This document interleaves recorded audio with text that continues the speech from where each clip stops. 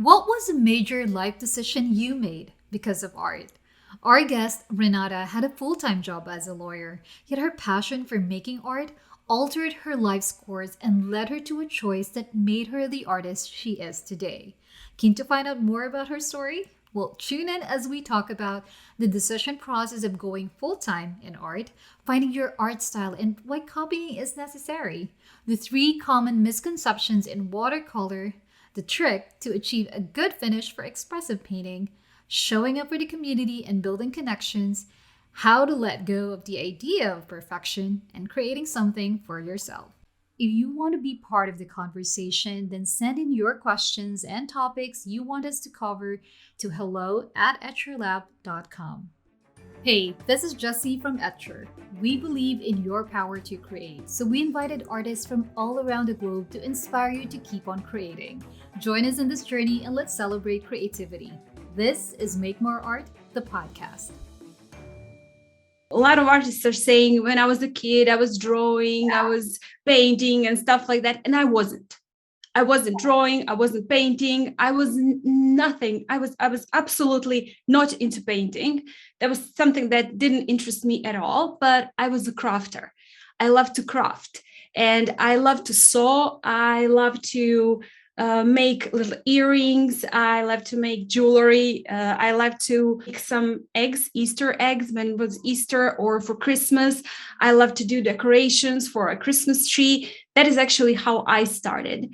And I was doing that through all my childhood. And I never thought of it as something that I could actually do as a living and that I could do whatever, I never thought I could go to school for art school or just anything like that. It was just my hobby. I enjoyed it. And I actually went to school. I actually went to law school, something completely different. And when I started law school, my art was shut down. It was completely shut in a cabinet. So I didn't do art for I think almost 20 years. That is a long time. Did you say law Yeah. school? Law school? Yeah, I did. Yeah, Wow. I did go to law school and I was actually a lawyer for almost 10 years. So and it was awfully stressful. That's such a stressful job. And I needed a vent. I needed to air myself to relieve the stress. And I just one day in some of my local stores, I got a canvas and some paints, actually acrylic paints. And I thought I could do that. I could just do that. I could just scribble onto paper just to release my stress, just to think of something else, to find a hobby, because I didn't have any hobby. I was just working all day, 7 days a week, 20 hours a day. And that's how that job is. So you just leave it. And I got myself some art supplies, and they were actually left also in my drawer for like a year. And I started to watch on YouTube some of the videos from some other artists painting, also crafting. And I thought to myself one day, well, I'm going to get it out. I'm going to do it. I'm going to get it out. I'm going to paint. And I guess that's how the story started. I just opened the door. I put the canvas on. I started to paint. I never stopped. I just couldn't stop. And I started with acrylics, then moved on with the watercolors. And I never thought I would do watercolors because somehow they were just they look so unpredictable to me. And I didn't like that. I like acrylics because you can go over like 100 times. You can do every single detail you like. And it's been like 3 years and we have 200 paintings. When it's going to stop? When are we gonna stop? And well, I got myself some watercolors, then started with watercolors. It takes a lot less space for them. And I just fell in love. And I would never go back. I would never use any other medium because watercolors are wow. They're just joy to use. They're perfect. They're so super fun. They are unpredictable, but that's I guess the best thing about them. You just start with your painting and you never know how it's going to finish. It just goes on its own way and does its thing, and that's awesome. That's awesome. And that's how my art journey started. Thank you, Renata. And I love how you talk about watercolor. It's you can really see it as you talk about the unpredictability of it. And some people, they don't embrace that. Of course, with respect to those who are very much into acrylic, they love, that they're able to, like what you said, on top of And oils, they it. can just control it. They can just, you can plan everything and go from start to the finish, plan the entire painting and just do it. And with watercolors, no, you just have the idea and that's all. That's all you can plan, the idea. And everything else just goes. With time, you get a little bit more experience. And of course, you can control some things, the water, how much water you use, but that's, I guess, it's nice to control some things, but the best part is not to control, just to let it do its thing. I guess that's how I see it. I love it. And also, it's very interesting that you are a lawyer, and now it's like from the opposite side of the spectrum. But what's great about interviewing artists here on the podcast, that you learn something that's entirely, and you will be mind blown about that certain fact about the artist. And right now, I can't wrap my head around the fact that you are. Yeah, that's just two completely opposite sides of my head, of my life. But I'm not a lawyer anymore. I actually quit that. I decided I don't want to do that. It was too stressful. Art is my passion, is my love, makes me happy. That's, to do something when you go to bed and you just can't wait for the morning so you can get up and start doing it. And you just do it all day. And I never see it as my job. I just see it as a pleasure. I'm blessed. I believe I'm blessed because I did found that. I found something that inspires me, that gives me happiness every single day. Even when I'm down, I start to paint and just everything comes together. So, art is just perfect and painting is perfect. And I do advise everybody who are just watching people paint and make art, doesn't matter what form, just do it. Just do it. Stop watching and just do it, because it really brings such an amazing joy and calmness to your life, I believe. Thank you for saying that. A lot of our listeners are hobbyists and beginners, and they're starting out, especially right now in the pandemic. A lot of people are stuck in their homes and they're thinking, what is there to do? I can travel. But also, I did see an increase of people, volume of people who are venturing into art. And you is a perfect example because you do a lot of tutorials, and you talking about art in that sense that it brings so much joy in having that courage to let go of a job that will provide you security, but then it's giving you a whole lot of stress, and then letting that go and embracing art, you as an artist, that is a major leap of faith. And I love to talk about that, that you're blessed because when you wake, you go to sleep soundly, at peace, and you can wait to get up in the morning and start all over because it's not a job for you. No. But let me just go back quickly to that decision process, Renata, of letting go your job as a lawyer. Was that like an immediate, okay, I don't want to do this job anymore. I want to do art. Or was that a process and, several, like, going back and forth, whether it's something that I would do? It was a process. It was a couple of years. I was working as a lawyer and just came home. I was drenched. I was empty. I just, I couldn't talk to people because, I closed off, I shut off when I came home, and I just did my art daily. At first, not really daily, it was on the weekends. And then slowly it's just, I needed that went every day. And I started to paint, and my friends, my family were saying to me, why aren't you selling your art? Some of your work is gorgeous. Why don't you do that? And I say to them, I'm never doing it for selling. I don't want to sell my art. I just want to make art because that's what I love. That's what I enjoy. Yeah. And slowly I was actually, as I said, I'm waking up happy and can't wait to start. And then I was just waking up with some cramp in my stomach and I thought to myself, I don't want to go. I don't want to do that job. I just want to paint. Can I just paint? And slowly, well, I guess it was a process because I needed my husband's support, of course, because you are releasing of a job that is, as you said, is gives you a quite a nice financial security, and go into something that you don't know what is going to be. Are you, because I didn't have a vision at all what I want to do when I just turned the key and stopped being a lawyer. For a year I was completely lost. I didn't know what I'm going to do. I didn't know what I'm going to do.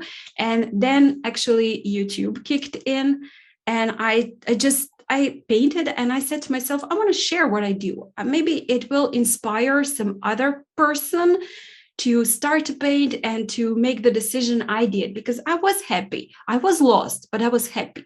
I never regretted. I never, not a single second there is that I regretted that I did that. And I was thinking to myself, maybe there is someone out there thinking the same thing and just doesn't have the courage to do that. So I said to myself, I'm going to share my art. At first, I was just doing some videos and tutorials without the speaking because I wasn't comfortable with English. So slowly people started to get back to me, to encourage me, to say, wow, your paintings are gorgeous.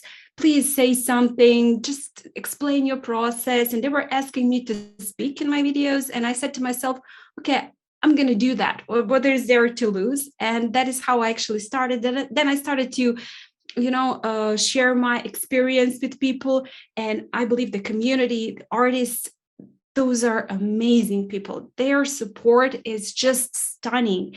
And what I got from my community is just something that I cannot explain. They really, really inspire me daily to do. And sometimes when it's just super hard to me, right now I'm doing daily videos. And well, I guess it's super, super hard to paint every day, record, edit, and upload and do all that. And when I see their comments and their support and their encouragement, it just gives me an amazing drive. And I guess, well, what I wanted to say is that definitely everybody who is thinking to do something, to you don't have to do such a drastic thing as I did. Just paint, just start to paint. Everything will unfold. Everything. And every painting you do doesn't have to be a masterpiece. I don't do, my paintings are horrible, some of them. Horrible, horrible. But that's not the point. The point is the process and the enjoyment of art. You just captured everything that we said for you at Etcher and in Make More Art. There's just a lot of golden nuggets in what you said, that it's not about perfection. It's not about creating a masterpiece, but Never. rather it's the process. And about starting, I think that's major. That's huge because when we talk about art, some people are intimidated by it. That Yeah, I know. right? But Yeah. people like you being on YouTube will provide them an opportunity, an avenue for art to be accessible. And thank Yeah. you for doing that. Thank you for starting YouTube because I was looking at your videos and there's a ton of them. And I know for Yeah. the fact that you There do is. daily videos. And when I was starting out with watercolor, I went to YouTube and there were a lot of like amazing artists who provide free tutorials. And I was thinking that if more and more artists can do this, then a lot of people will see art as something that is accessible and not just confined into Definitely. art. You have to be an artist. Talk about the process of art. When you were starting out, and you mentioned about certain struggles with watercolor, what would you say are the most common misconceptions or like mistakes, let's just say, of people who are venturing in watercolor? Buying cheap supplies, that's one very, very bad mistake, because a lot of people are contacting me. I'm not I do believe that papers are most important. Brushes, watercolors, maybe the last thing you should invest in, but papers, that's definitely something you want to invest in, because people are, I just see a lot of comments from people that are saying mine is looking nothing like yours. How you do that? How you do this? I just say to them, it's not that paper is going to do everything for you. It's not going to do everything, but it's going to up your game. It's definitely going to give you a lot better results. Okay, I understand that someone can't really start with cotton watercolor paper, but that's okay, that's fine. Just get some nice watercolor paper. It definitely has to be watercolor. And I do really recommend 300 GSM, that's 140 pounds watercolor paper. That's definitely something you should use.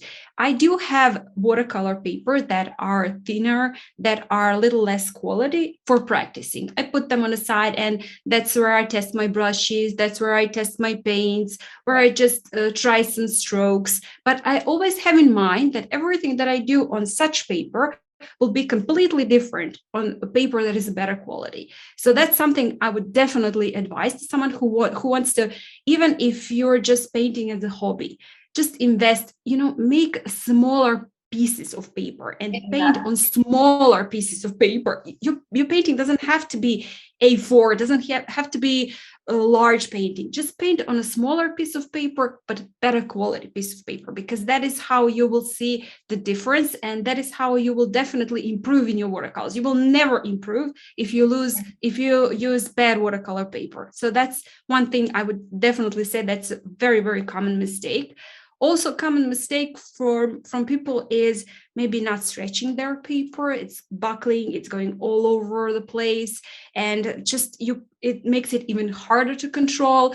Water goes everywhere, spills of out of your paper. So definitely stretching is one more important. If you can get blocks of paper, that's great, that's perfect. But if not, just definitely stretch your papers. That's also one thing that is also important. And test your brushes. I do always say that to my students. Just test your brushes. When you get a new brush or you have an old brushes, just try them. Just try to see the difference between your brushes. Try to learn about them, because that is how you will see what brushes you can use for and how much water you can also use with your watercolors. That is how you learn. And definitely something you should do is paint and practice. That is, practice does make perfect. Exactly. Let me just go back to stretching, because maybe some of our listeners are not familiar with the term. For someone who's beginner, what do you mean? Yeah, okay. Do I need to manually stretch my paper? That could be a question. But can you add a little bit more on that, Renata? And we will add in something within this video to showcase what stretching watercolor paper looks like. But can you add a little bit more detail as to how do you stretch a paper? Well, first thing you need, this is an MDF board, something like, so you can use a table for that. It doesn't have to be a board. You can use a piece of plastic, some bigger coaster, I guess that's how it's called, hopefully, and a tape. So just put your paper on your board on hard surface, whatever surface it is. This is the easier thing to do, because later on you can just turn it around when you start to paint. If you stretch it onto your table, you just can't turn it around. You can just walk around it, right? You can't really turn it around.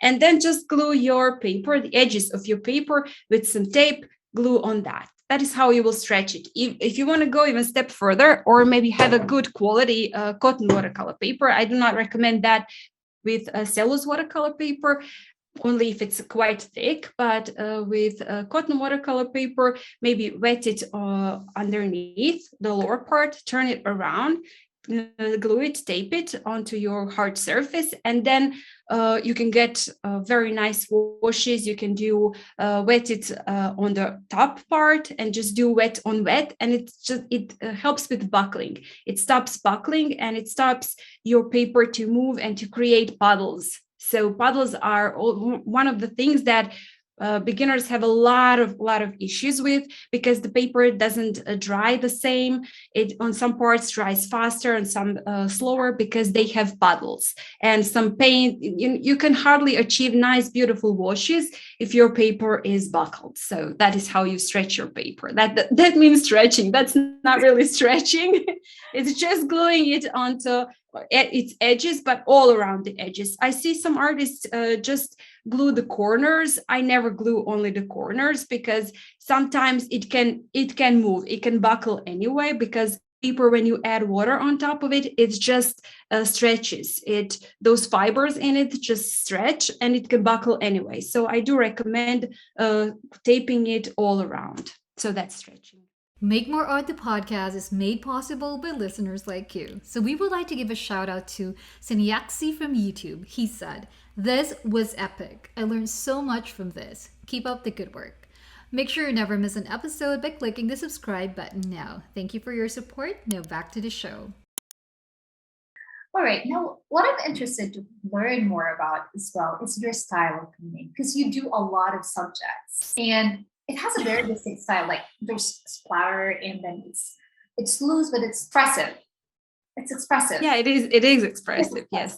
Yes. So take me through how you started with your style. Because I know for most of the artists that I interviewed, they said that it has evolved. But has it always been the style that you started with watercolor, loose and expressive?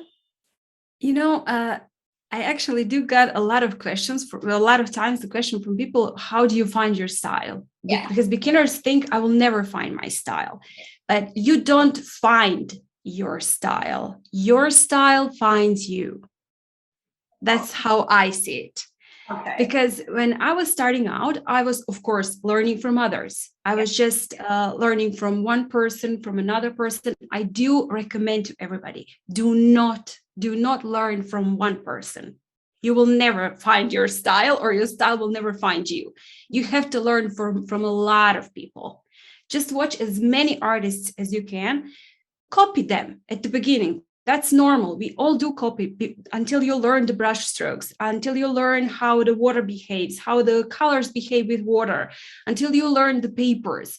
You will definitely copy them. That's normal and that's fine until you start selling your art that you copied from someone. That's not fine, but that's the other thing. That is the process of learning, and you will see how slowly you will find maybe one thing that you love about one artist, how he uses this or that, and something else from another artist, and you will just mesh it all up. It will happen naturally. You don't have to really think about that too much. You don't really have to plan your style. It will just come. It just all get meshed up because we all are different, and everything we do is different. Even when you paint the same painting, I had classes where I was just doing something and I was helping people paint, and I was telling them, do this, do that, and those paintings ended up to be completely different because we all see one thing differently, and that is how your style gets built.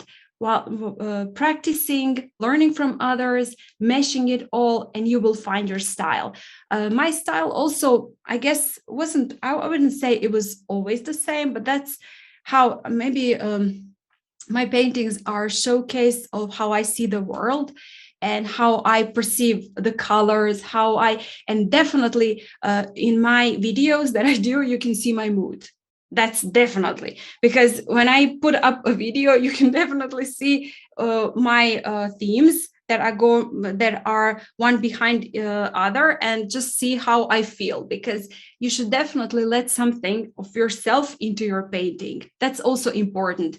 It shouldn't be just automatic. It should also have a little piece of you. Every single painting should have a little piece of you, and that is how your style is going to be different than anybody else, because there is a little bit of you in that painting.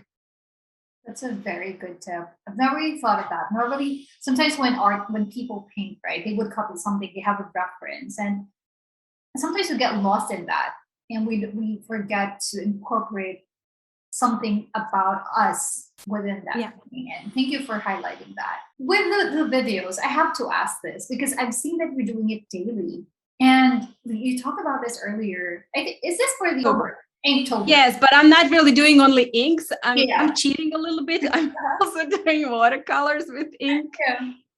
So I know that how much you love art. I mean, you said that you're very blessed to be able to do something that you love, and it's not a job for you. But I have to ask, since right now you're doing it daily, did you ever reach a point that, is this really what I would want to do? I'm starting to feel a bit of burnout, or it has never occurred to you? No, it definitely did occur to me. It occurs me every day. You Uh-huh. get tired of it, you get burned out, you run out of ideas, you run out of inspiration. You just want to say, I don't want to do anything today. I don't want to see a paper, I don't want to see a paint, I don't want to see a brush. I'm just tired of it. I just need a rest. But you know what? When that happens to me, I just sit behind my table and I'm just sitting there. I'm not painting. I'm just sitting there and just watching my room, my studio, just looking what I want to, what I can do. And then I just get clean. I clean up a little bit. I just move around them, and maybe I take a walk. Sometimes I do that if it's a nice day, if it's not raining. I take a walk, and it just comes. The inspiration just comes, and when you don't force yourself, Mhm. it will, when you say to yourself, I don't have to do that. I did say I'm going to do it daily, but I don't have to. No one will hate me because I didn't do it. I'm going to do tomorrow. It doesn't matter. I don't have to do it. I don't have to do anything. It's just I want to do it. That's what I want to do. And no one forced me to do that. I decided on my own. I do want to challenge myself, and I do want to make that something that will also inspire me to paint daily, because usually I do a lot of other things, so I don't have the time to paint every day. So I said to myself, I'm going to do that to challenge myself. And but then later on I said, you're not a failure if you don't do that. It doesn't matter. Just do what you love. Do what gives you joy at that moment. And when I do that, I guess it just all comes together. I got inspired. I just get one click and I do it.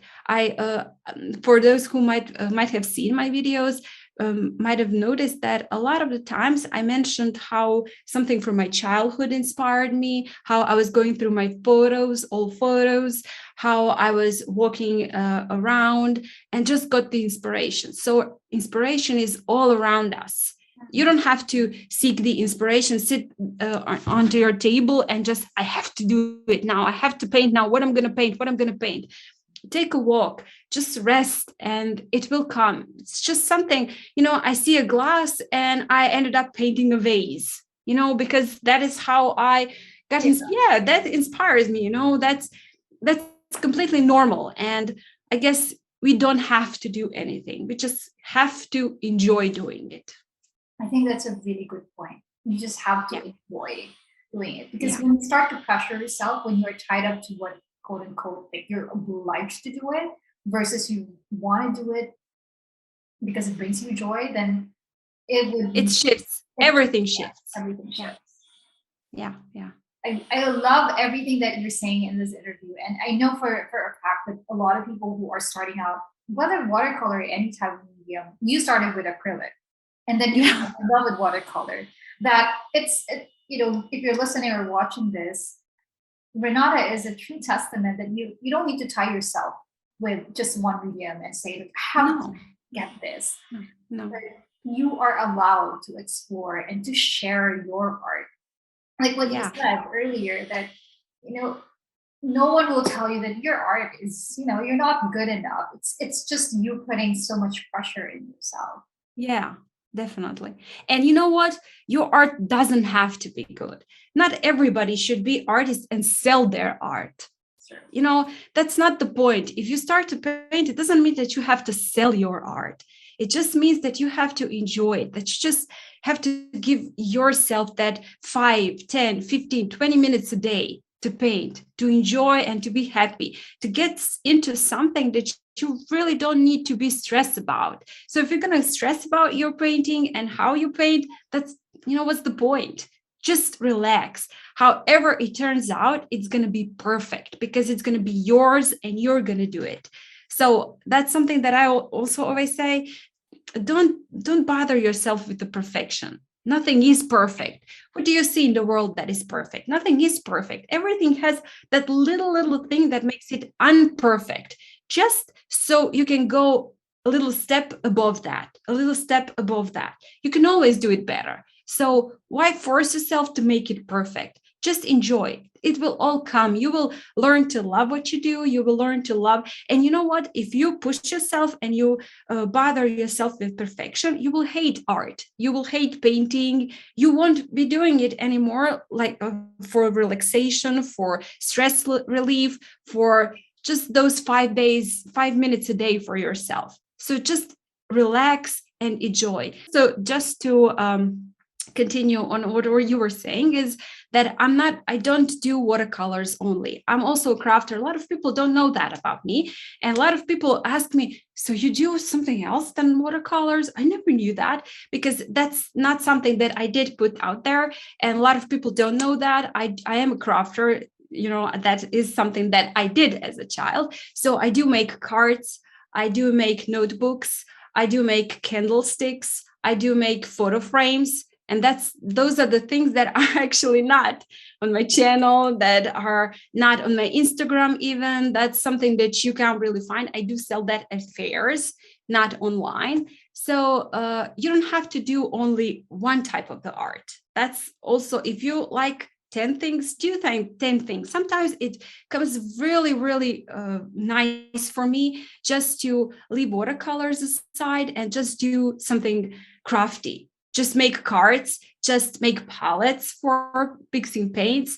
And it's completely different type of art and gives me a different feel in my hands and comes really, really nice sometimes. So just, you can do a lot of types and a lot of different arts, and that's also fine. And it doesn't have to be perfect. You don't have to be perfect in any of them.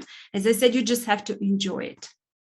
That's very well said. And I love that you are a crafter, because I love to do other things as well. And it's that's a really good point as well, Renata, when you said that it doesn't always have to be like, you don't publish it like for people, like it's not on your channel, but it's something that you do on the side. It's not necessarily need to be on socials. You said that I read this book. I think I may have mentioned this several times on this podcast about Austin Kleon. His book, Keep Going. And he did mention about we don't necessarily have to put out something or like a hobby and then turn it into like put it on the marketplace. Sometimes you have to give a little bit of something to yourself. It's something that definitely. And it's not. And just know that you do that for yourself, that you're not doing it for anybody else. Not in when you think of it as doing it for yourself, then you let go of that pressure, and then you just enjoy it. Just enjoy the process. And when you think I have to make something for sale, of course, there is always a pressure there. So, or to post, not for sale, or to post, or to put on social media, you just think he did that so well. I have to do it also so well. And when you do something for yourself, it just, wow, that's a completely different thing. So yeah, that's a good point from you. You don't have to do everything for sale and for the others. Just do something also for yourself and leave it there. Leave it in your room. Yeah. Just a little bit something that's just for you. Yeah. Renata, there's one final question. This is another question that I would like to ask you. And you touched on this a little bit when you were talking about the different mediums and forms of art. But this is a question that I recently asked. I started injecting into the podcast. And as an artist, how do you define art? For you, what is art? Well, I guess art for me is the way of life. That's what I think the art is. That's a way of living, because you don't do art, you live art. And art is just, I'm just getting goosebumps right now.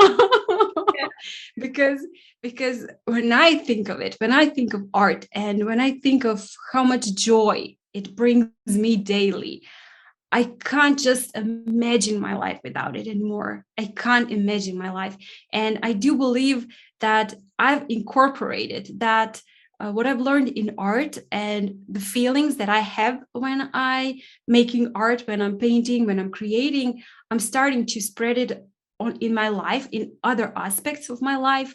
And I'm noticing I'm a lot calmer person. I'm a lot more forgiving, a lot more understanding. And I do believe that art is way of life. That is what art is to me. That is beautiful. And you're Thank absolutely you. right. I mean, art is not confining paintings alone, but it's our way of life. It's Yeah. art lives within us, and Yeah, definitely. It does. It does. and Yes.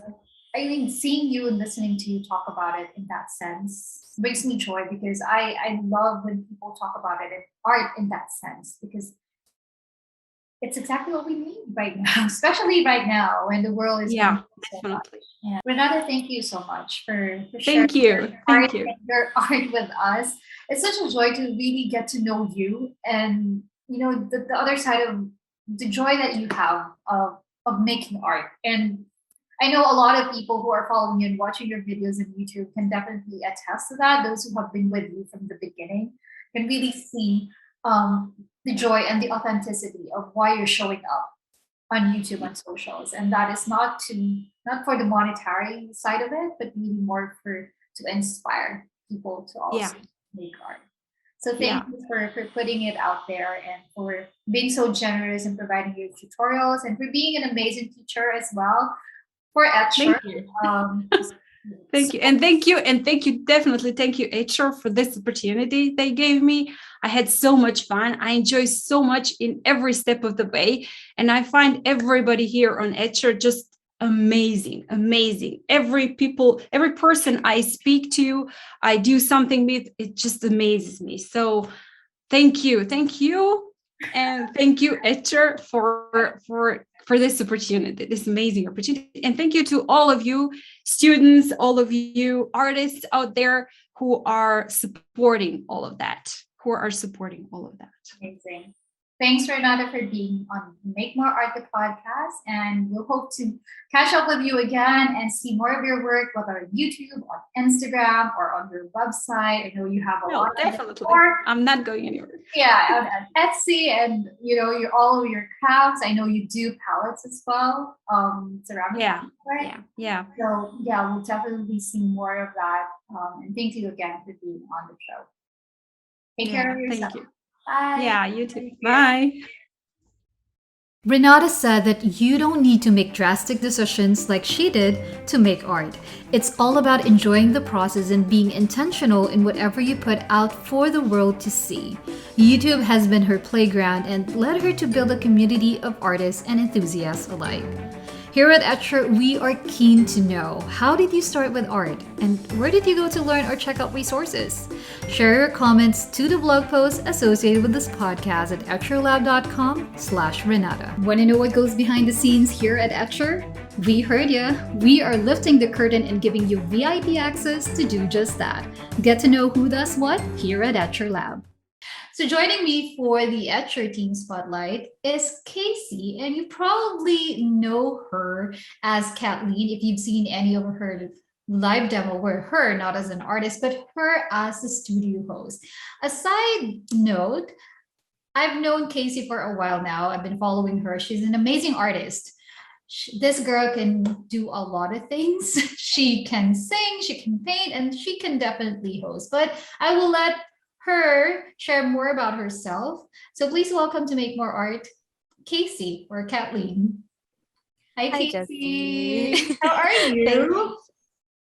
I'm doing fine, and it's nice to see you again in this I platform, you know. know. I know we're now both staff of Etcher. And Right. so you're fairly new. You started this month, is that right? Right. First week of October, yep. First week of October. How was it so far? Um, it was pretty overwhelming, just like any other jobs, but it was pretty fun along the way. I mean, as long as you're learning something new, I guess. So that really keeps me going. So I did mention on your intro that you know how to sing. Can you give us a sample? Just a little bit. Oh my gosh. You caught me like, okay.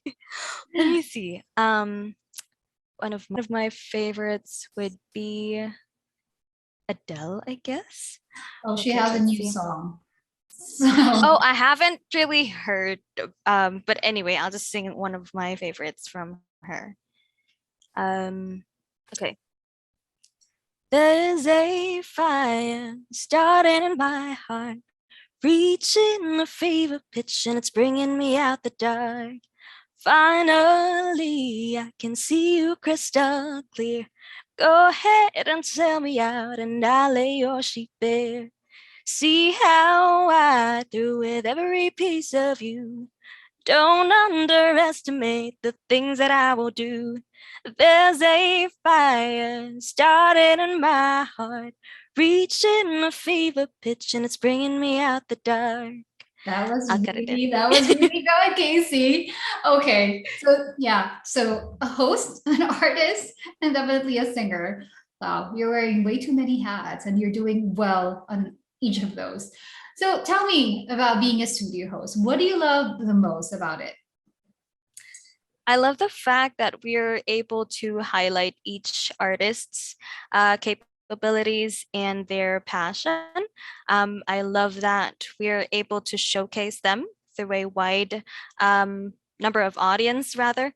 Mhm. And I love that we're pretty much like the bridge between the audience and them, because and during live demos we can't usually do this face to face, so we're pretty much their voice, the audience voice. And I love how we touch each other people's lives, be it an audience, be it an artist. So although it as a host you're not really the spotlight right there, which is pretty nice because you're pretty much like just helping people come together, and that's really heartwarming and fulfilling. I love it. And that's a really good point about us being the bridge between our audience. Within Etcher, we're all about building community, right? And host, well, I was a previous host and now you're a host. That's really our role to bridge that gap. So 1 month into the job as a studio host, what would be your biggest takeaway about the role? Let's if say anything that you have learned within that first 30 days that you've been with that shirt, what would that be? It will be the same thing I've mentioned earlier, which would be as a host, you have to learn that you're not the center of attention. You're gonna learn how to step back and pretty much just be there for people, be there for the artists. You're there to support them. You're not the artist this time, so you've pretty much been with invited me as a guest in podcast, so I was the highlight at that time. I have to get used to the feeling that you're not there anymore. You're there where you kind of like I told you before that I was pretty much amazed by how you are able to spotlight each person's capabilities, each artist's capabilities, and I'm glad that I'm in that spot already. So yeah, and I'm still learning. Yeah, everything, and I mean, thanks for that, Casey. And yeah, personally, I'm learning a lot as well. I mean, given in the space of podcasting and you in the studio host. So thank you so much for sharing a bit about yourself, Casey, and for that sample of your singing voice. And I'd love to see when would be your next live demo or your mini workshop, if there are any. Right. I haven't really seen our schedule yet, but one pretty funny thing though, as Marianne would say, I would be in a live demo this November 5, Eastern Standard Time, and that's pretty much like you're on the other side of the boat, so it's you would know how you feel right there. So that's pretty interesting. But I would be getting more in to live sessions and mini workshops soon. I'm just getting the hack of things. So And I'm sure you are, and our audience are sure are pretty excited to see more of your face and how you do your hosting for our live demo and our mini workshop. So thank you, Casey, for being on Make More Art and the thank you. hosting. Thank you, Casey. Bye. We would love to hear your thoughts, so please drop us a 5-star review on the Apple Podcast, or you can find us on YouTube at Etcher Studio. And hitting the subscribe button is greatly appreciated. Thank you so much for tuning in, and we'll catch you again next time. Until then, let's make more art.